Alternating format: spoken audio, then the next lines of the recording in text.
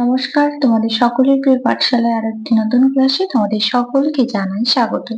আজকে তোমাদের সাথে আলোচনা করব ক্লাস 3 তৃতীয় পর্যায়ক্রমের মূল্যায়নে রায়মার্টিন কোয়েশ্চেন ব্যাংকের গণিতের 14 নম্বর স্কুলটির প্রশ্ন উত্তর।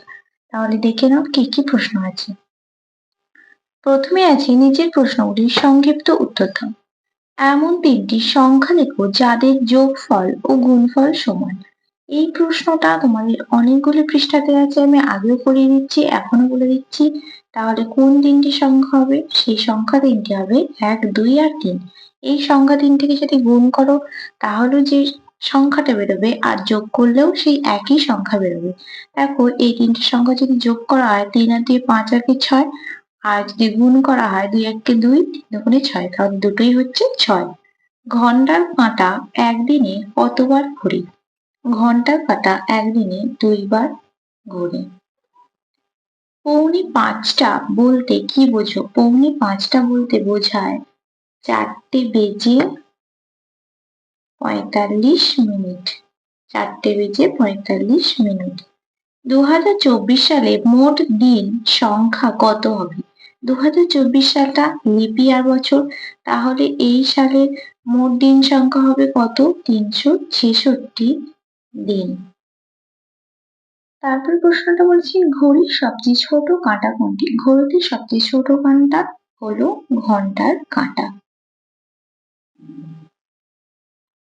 একটি বছরে কতগুলি সপ্তাহ থাকে? একটি বছরে 52টি সপ্তাহ থাকে। 52টি সপ্তাহ থাকে।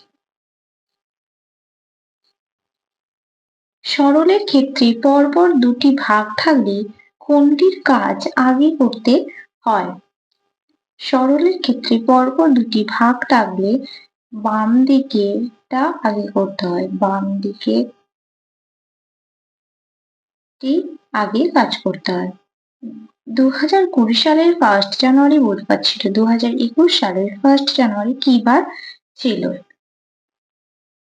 2020 সাল আমাদের লিপ ইয়ার সাল, লিপ ইয়ার বছর, তাহলে লিপ ইয়ার বছর যেহেতু তাহলে 366 দিন হবে। এবার তোমরা 366 দিন যদি 7 দিয়ে ভাগ করো দেখবে 2 অবশিষ্ট থাকছে।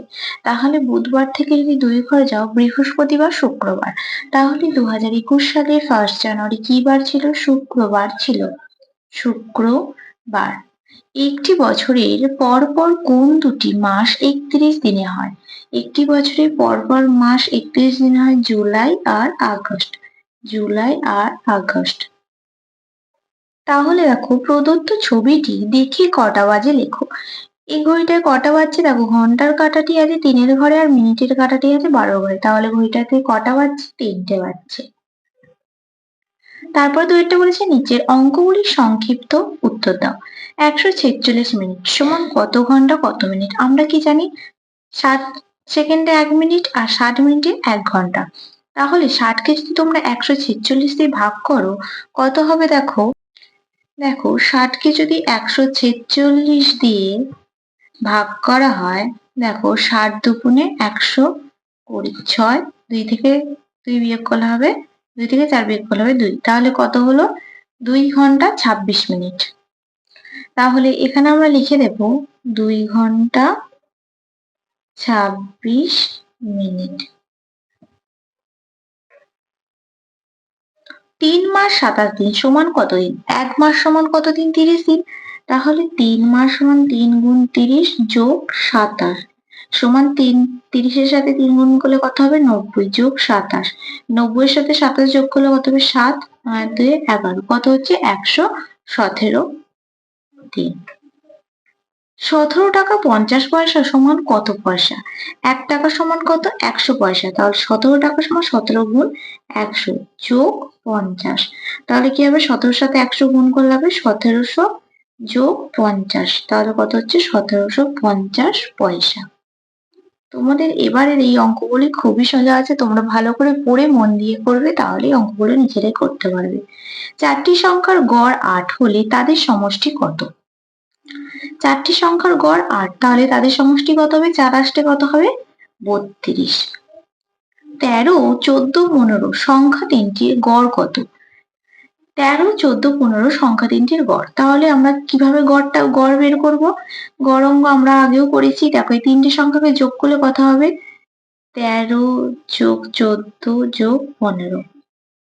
কত হবে? 5 9, 9 আর 3 12, 2 হাতে রইল 1, 1 আর 1 2 আর 1 3 আর 1 4, 42। এবার তিনটি সংখ্যার গড় চেয়েছে, তাহলে 42 কে যদি 3 দিয়ে ভাগ করি কত হবে? 3 14 42। তিনটি সংখ্যার গড় কত হলো? 14। তারপরে 6টা বলছে বিন্যাস সম্পূর্ণ করো। 504, 524, 544। এরপর কত হবে? দেখো 4, 24, 44 সব 20 ঘর করে বাদ দিয়ে অঙ্কগুলো করা আছে। তাহলে 544 এর পরে যদি 20 ঘর যায় কত হবে? এটার সাথে যদি 20 যোগ করা হয় কত হবে? 4, 4 2 6, 5, 564। এটার সাথে যদি 20 যোগ করা হয় কত হবে? 4, 6 2 8, 5, 584। এইভাবে এই অঙ্কটি করতে হবে। তারপর দেখো সরল করা অঙ্ক দেওয়া আছে। দেখো এই প্রথমে সরল অঙ্কটা কি হবে দেখো, যেমন 96 বিয়োগ লেখা আছে, লিখে দেবো, দুটোকে গুণ করবো, 2 2 4, 2 2 4। এবার এই দুটো বিয়োগ করলে কত হবে? 4 থেকে 6 বিয়োগ করলে হবে 2, 4 থেকে 9 বিয়োগ করলে হবে 5। কত হলো? 52।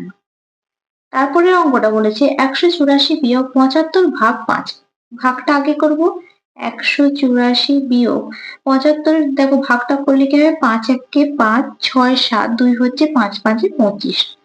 এবার 184 বিয়োগ 15, 15 থেকে 184 বিয়োগ করলে কত হবে? 5 থেকে 14, 9 হাতে রইল 1, 1 1 2, 2 থেকে 8 বিয়োগ করলে হবে 6, একটা নেমে যাবে। কত হলো? 169।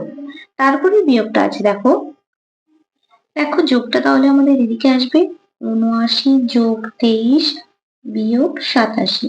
যোগটা করবো 9 আর 3 আর 2 হাতে রইল 1, 8 9 10 বিয়োগ 87। 102 বিয়োগ 87 করলে কত হবে?